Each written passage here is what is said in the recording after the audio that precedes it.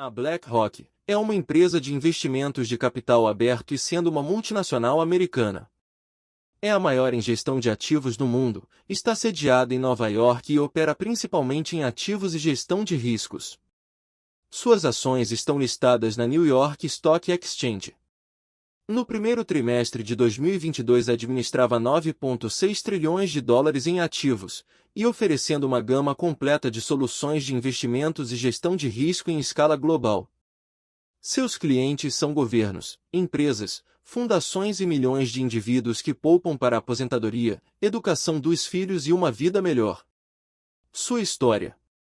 A BlackRock foi criada no dia 1º de dezembro de 2009, quando a BlackRock e a Barclay Global uniram-se para criar uma das maiores gestoras de investimentos do mundo. Hoje a BlackRock possui 74 escritórios em 26 países e está presente em mais de 100 países com mais de 9.700 colaboradores. A história da empresa. Em 1988, fundação da BlackRock. Em 1995, fusão com PNC Financial convertendo-se em uma gestora de investimentos em renda fixa. Em 1996, assume a responsabilidade dos fundos de investimentos de renda variável da PNC. Em 1998, integração dos fundos de renda variável, renda fixa e demais investimentos sob denominação BlackRock. Em 1999, oferta pública da venda, NYSE BLK, com PNC como acionista majoritário. Em 2000, lançamento da BlackRock Solutions, serviços de gestão de risco e tecnologia. Em 2005, aquisição da State Street Research e da SSR Hewitt. Em 2006, mega fusão com a Merrill Lynch Investment. Em 2007, aquisição do negócio dos fundos de fundos da Kellogg's Group. E em 2009, a maior fusão de todos os tempos com Barclay Global. Um pouco de sua história. Em 2004 ocorreu um evento importante. O Global Compact evento que reuniu em Nova York líderes mundiais e os maiores players do mercado para discutir assuntos de relevância legal, e as pautas do evento de 2004 eram buscar o comprometimento dos mais de 500 convidados, adotar e aplicar em suas áreas, seja governo ou companhias, um conjunto de valores fundamentais, normas trabalhistas e combate à corrupção até direitos humanos e sustentabilidade. Nesse evento de 2004 nascia a ideia que viria a se tornar o ESG. Naquela época a classificação do ESG foi se tornando um dos principais indicadores, desde a crise financeira de 2008, vem pautando as decisões das maiores companhias do planeta, como Disney, Apple, Facebook, Google e Microsoft. Mas afinal de contas o que é ESG? De forma simplificada, o ESG é um conjunto de dados que classificam uma companhia na sua gestão. Na perspectiva do ESG é analisada a atitude dessas empresas como as mudanças climáticas, como elas tratam os seus funcionários, como é a gestão interna e o seu impacto na sociedade como um todo. Esses dados são compilados e distribuídos aos investidores, para que eles tenham mais informações para uma melhor decisão na alocação de seus recursos, e com isso obtendo lucros em empresas engajadas em combater os maiores problemas da sociedade. O ESG virou padrão de mercado, e com isso uma única empresa de investimentos, se tornou a empresa mais poderosa do planeta, chegando ao ponto de ditar toda a política econômica do império mais poderoso da história humana e do mundo. Essa empresa é a BlackRock. Provavelmente você nunca ouviu falar dela. Vamos ser sinceros aqui. Se você nunca ouviu falar da BlackRock é porque você não tem nenhum contato com o mercado financeiro. Quase todos os dias o nome da BlackRock está estampado nas manchetes dos maiores veículos de comunicação no mundo relacionados a finanças. Qualquer um que comece a trabalhar no mercado financeiro sonha em algum dia trabalhar para a BlackRock, a maior empresa de investimentos do planeta, tendo mais de 10 trilhões de dólares em ativos sob sua gestão. Existem 3 razões para o sucesso da BlackRock. A primeira delas é o seu fundador Larry Fink. Vamos para a história bonitinha que todo bilionário inventa para ser visto como o homem do povo depois de ficar multimilionário. Fink nasceu em 1952 na Califórnia. Sua mãe era professora e o seu pai dono de uma loja de sapatos. Em 1974 ele foi graduado em Ciência Política. Em 76 concluiu o seu MBA. Ainda em 1976, agora com 23 anos, ele inicia sua carreira no mercado financeiro, já sendo sondado pelos maiores bancos de investimentos dos Estados Unidos. Mas Fink decide trabalhar para First Boston, uma das várias instituições financeiras que surgiram na crise de 1929. Por lá, Fink participa da criação da maior inovação do mercado financeiro, o mortgage bond. Para se conseguir um empréstimo nos Estados Unidos naquela época era um pesadelo, então para conseguir um empréstimo imobiliário era quase impossível. Até a segunda metade dos anos 70, os bancos assumiam todo o risco no financiamento de um imóvel, e isso limitava muito o acesso do público ao crédito e à casa própria. Era um sonho impossível de se realizar. Mas com a virada de chave da ideia do Fink, o mortgage bond foi criado para dar a oportunidade de crédito para a população, encerrando esse problema de crédito imobiliário. A estrutura do produto financeiro funcionava da seguinte maneira: o cliente solicitava um financiamento imobiliário para o seu banco. Caso esse cliente tivesse um histórico de bom pagador, o banco considerava o empréstimo sem grandes questionamentos. Afinal, esse contrato de financiamento, em décadas seria vendido logo em seguida para um banco de investimentos, e o First Boston recebe uma gorda quantia, com a venda desse financiamento. Já o banco de investimentos que comprou esse contrato, iria jogar esse ativo em uma pilha de outros empréstimos adquiridos, criando um pacote chamado mortgage bond, e esse pacote seria vendido para os investidores, que queriam assumir esse risco e ganhar muito dinheiro, enquanto as pessoas seguissem pagando seus empréstimos. Como todos os americanos gostam de ter um teto sobre suas cabeças, esse investimento se torna extremamente seguro. Afinal de contas, um banco não iria fazer um empréstimo para alguém que não tivesse condições de pagar sua dívida. Com a criação desse produto, e por sua competência e ambição, Fink subiu muito rápido na hierarquia do banco, se tornando o diretor mais jovem da companhia. Com apenas 31 anos, muita gente tinha plena certeza que ele iria se tornar o CEO do banco. Algum dia, seus colegas diziam que Fink era um gênio, mas até gênios cometem erros. E não foi diferente. Fink colocou sobre a gestão do banco mais de $1 bilhão e supervisionou negócios extremamente complexos. Ele estava caminhando a passos largos para se tornar um dos nomes mais respeitados de Wall Street. Até que em 1986, ele assume uma posição por intuição própria, que acabou custando ao banco mais de $100 milhões, e do dia para a noite todo o seu prestígio acabou. Ele se tornou persona não grata no banco, seus colegas sequer falavam com ele nos corredores. Para a maioria das pessoas esse seria o fim da sua carreira. Não tem como você se recuperar disso, principalmente em um setor tão competitivo como o mercado financeiro, que seu valor é medido pelos seus erros. Ele permaneceu no First Boston por mais 2 anos, até que foi convidado a se retirar.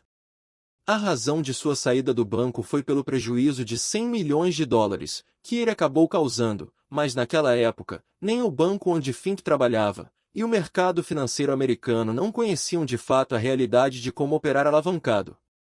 Não conheciam de fato um verdadeiro gerenciamento de risco. Essa ignorância não estava limitada somente aos gestores de fundos, mas todo o mercado financeiro daquela época não tinha conhecimento quando se tratava do gerenciamento de risco daquela magnitude. Esse foi um trauma que Fink carregou pelo resto da vida, e a principal razão pela qual ele fundou a Blackstone em 1988. Com investimento inicial de $5 milhões de seu sócio Stephen Schwarzman. A ideia por trás dessa gestora de investimentos era entregar para os seus clientes, sejam eles investidores, bancos, fundos ou até mesmo o governo, a melhor gestão de riscos possível. Eles não entrariam no negócio se não tivessem total conhecimento dos riscos envolvidos naquela operação. Esse conceito se provou um sucesso. Em apenas 5 anos de operação, a Blackstone já tinha mais de $20 bilhões sob gestão. Mas Larry Fink e Stephen Schwarzman viviam batendo cabeça para ver quem realmente mandava na companhia, essa situação perdurou até 1994, quando Stephen Schwarzman comprou a parte de Fink. No mesmo ano Fink fundou a BlackRock. E é aqui que nossa história realmente começa. O sucesso da BlackRock foi estrondoso. Em pouco tempo a companhia já figurava entre as maiores gestoras de toda Wall Street.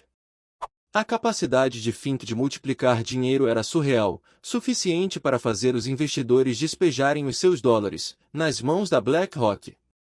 Em 1999, Fink abre o capital da BlackRock, e em 2004 compra por $375 milhões a State Street Research, uma das mais antigas gestoras de fundos da América. 2 anos depois a BlackRock faz a fusão com a Merrill Lynch, que administrava mais de $544 bilhões. Em 2009 comprou a divisão de investimentos da Barclays, um dos bancos mais tradicionais e importantes do mundo, que está em operação desde 1690, por míseros $13,5 bilhões. Nessa altura do campeonato a companhia já figurava entre as 5 maiores gestoras do mundo. Só que ela iria se tornar ainda muito mais poderosa. A segunda razão pela qual BlackRock se tornou a empresa que controla o mundo foi a crise de 2008. Vocês se lembram do que Fink fez lá na primeira parte desta história? Vamos voltar para o Mortgage Bond. Os bancos não liberavam financiamento facilmente, somente apenas para as pessoas que conseguiam comprovar sua capacidade de honrar suas dívidas. Lembram por que Fink fundou a Blackstone? Wall Street não tinha conhecimento quando se tratava em gerenciamento de risco. Pois bem, vamos continuar nossa história. Em meados de 2007 qualquer pessoa conseguia um financiamento imobiliário. Isso sem qualquer questionamento do seu banco. Esses contratos de altíssimo risco eram chamados de subprime. Deixe eu resumir para vocês o que foi a crise de 2008, mais conhecida como a crise do subprime. De forma bem simples, basicamente os bancos estavam emitindo subprime como se não houvesse amanhã, sem gerenciamento de risco nenhum. Os bancos de investimento misturavam esses contratos de altíssimo risco com contratos de bons pagadores para dar solidez ao produto e os vendiam para os investidores que, na maior parte das vezes, eram bancos ou fundos de pensão. Como o mercado imobiliário é visto como uma base da economia americana, afinal de contas as pessoas gostam de ter um teto sobre suas cabeças e vão fazer de tudo para manter ele lá. Ninguém imaginava que alguns milhões de americanos iriam parar de pagar os seus empréstimos. Quem conseguiu perceber todo esse movimento negativo ficou muito rico apostando contra o mercado. A BlackRock não foi um desses felizardos, eles dificilmente apostam contra o mercado. Mas a BlackRock é tão sólida que essa crise se tornou uma marolinha. A BlackRock potencializou ainda mais seu alcance mundial, mas isso é para um outro episódio de pelo menos 3 horas. Voltando à nossa história. O Fed não podia permitir um efeito dominó no mercado financeiro. A falência do Lehman Brothers, um dos bancos mais tradicionais da América, fundado em 1850, já havia sido uma catástrofe, que poderia levar à falência de todo o sistema financeiro americano e global. Isso porque todos os bancos compram e vendem dívidas entre si. O Fed foi obrigado a intervir para salvar os mesmos bancos que causaram toda essa crise. Mas o Fed não poderia fazer isso sozinho. E adivinha quem eles chamaram para resolver toda essa lambança? Isso mesmo. Larry Fink, o criador das Mortgage Bond. Larry Fink desde o início de sua carreira tem um excelente trato com os burocratas de Washington, e muitos dos oficiais do governo foram seus colegas na faculdade. E muitos dos seus funcionários já haviam trabalhado no Fed, e vice-versa. A BlackRock está intimamente ligada ao governo americano desde a sua fundação na primeira metade da década dos anos 90. Com o cenário apocalíptico e a atuação da empresa no episódio que antecedeu a falência do Lehman, um caminhão de contratos do governo foram despejados na porta da BlackRock, no valor de mais de $200 milhões. Contratos esses que permaneceram secretos por meses e muitos até hoje não foram revelados ao público.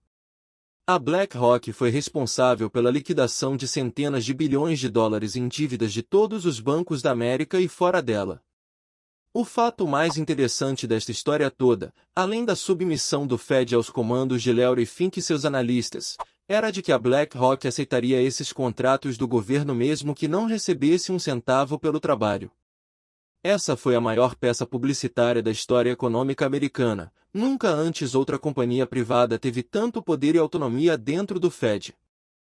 A BlackRock literalmente comanda a atuação do maior e mais importante banco central do planeta, na solução da segunda maior crise econômica da história. Realmente esse foi um feito e tanto. Resta alguma dúvida do poder de influência da BlackRock? Com a crise de 2008 matou todas elas, principalmente porque nenhuma outra gestora teria capacidade de executar aquele trabalho com tanta maestria e comando. A terceira razão pela qual a BlackRock ser o titã que é hoje, foi o trauma de Fink de ter perdido aqueles 100 milhões de dólares em 1986, e por não ter em suas mãos plena ciência dos riscos envolvidos naquela fatídica operação. Esse foi o combustível para Fink investir bilhões de dólares em tecnologia, tornando a BlackRock a empresa com a melhor infraestrutura do mercado financeiro, isso após criar o seu supercomputador chamado de Aladdin. Em 2010 esse sistema era formado por mais de 5.000 computadores trabalhando 24 horas por dia, supervisionados por um time de engenheiros, matemáticos, estatísticos, analistas e programadores que monitoravam milhões de operações no mercado financeiro todos os dias. Isso tudo para garantir a maior segurança aos seus clientes. Além disso, o Aladdin era capaz de rodar centenas de milhares de simulações todos os dias, conseguindo prever com extrema precisão cada movimentação do mercado, colocando seus clientes sempre na melhor posição possível. Mas esse serviço não era exclusividade apenas dos clientes da BlackRock, outras companhias e indivíduos utilizavam esse algoritmo para executar os seus próprios investimentos. Só que isso foi há mais de uma década atrás. Hoje o sistema é roteado pela Microsoft e por causa disso ele se expandiu muito. Em 2020 o Aladdin administrava mais de 21,6 trilhões de dólares, um pouco mais que o PIB americano naquele mesmo ano. Isso é muito poder nas mãos de apenas uma empresa. Atualmente a BlackRock oferece 3 produtos. Fundos ativos que tentam superar o índice. Fundos passivos que seguem o índice. ETFs que são fundos geralmente passivos. Cotas que você pode comprar diretamente no seu home broker, como se fosse uma ação normal. Cada produto tem a sua vantagem e a sua desvantagem, e através deles que a BlackRock ganha muito dinheiro, e exerce o seu poder dentro do mercado. Mas é claro, a BlackRock tecnicamente não é dona de 6,20% da Apple, 6,70% do Facebook, 6,10% da Google ou 6,90% da Microsoft. Os donos dessas ações são os cotistas individuais e organizações que compram cotas dos fundos administrados pela BlackRock, e esses cotistas cedem o seu direito ao voto para a gestora que vai utilizar esse direito da maneira que melhor servir os objetivos dos seus cotistas, mas isso só na teoria.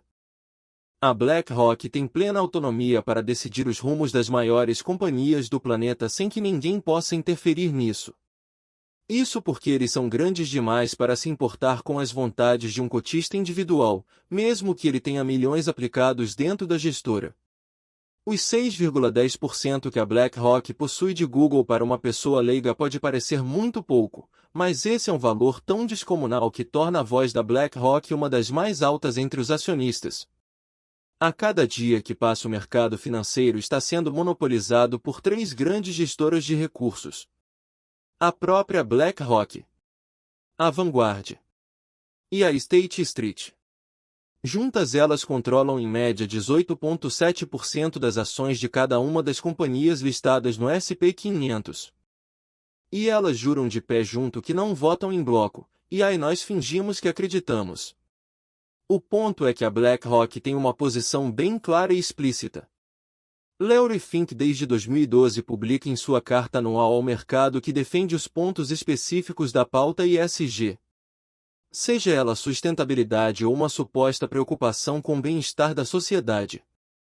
Mas nada muito incisivo até que em 2018 ele dá o ultimato ao mercado. Ele anuncia que as empresas que não submeterem ao ESG não receberão mais investimentos de sua empresa, e mais, ele diz que a sociedade demanda por companhias públicas e privadas que sirvam um propósito social, e que as empresas não devem se importar única e exclusivamente com o lucro, mas também em contribuir positivamente com a sociedade. E deixa bem claro que as empresas que não estiverem profundamente engajadas com o ESG e qualquer coisa que seja tendência no momento será boicotada pela BlackRock. Um pouco da hipocrisia sobre ESG. Nos últimos 20 anos todas as empresas em seu portfólio se submeteram ao ESG, e estão posicionando quase sempre ao lado de investidores ativistas. Isso independente de qual seja o contexto, e não se importando se essa decisão pode vir a causar prejuízos para a companhia, e consequentemente aos acionistas. E com isso, mais e mais empresas adotam essa pauta, e coisas incríveis acontecem. Vocês querem exemplos desses milagres?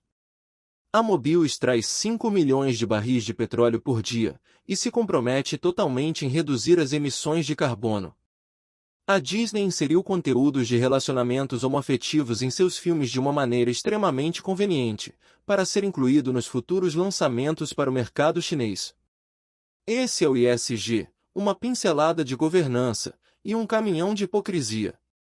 A pandemia do Covid-19 foi a reafirmação do poder da BlackRock dentro do governo americano e do mercado. A paralisação da cadeia global de suprimentos colocou a economia de todas as nações de joelhos, foi algo que os mais pessimistas economistas que enxergam crises em todos os cantos não conseguiram prever. Mas podemos afirmar com alguma segurança que foi terrível. A pandemia teve início em dezembro de 2019 na China, mas os primeiros efeitos econômicos já foram sentidos em fevereiro, mas foi em março de 2020 que as bolsas ao redor do mundo sentiram. O Dow Jones despencou 7,79% no dia 9, e mais 9,99% no dia 12, e mais 12,9% no dia 16, e com isso forçou a Bolsa de Valores americana a acionar o circuit break pela terceira vez em 2 semanas.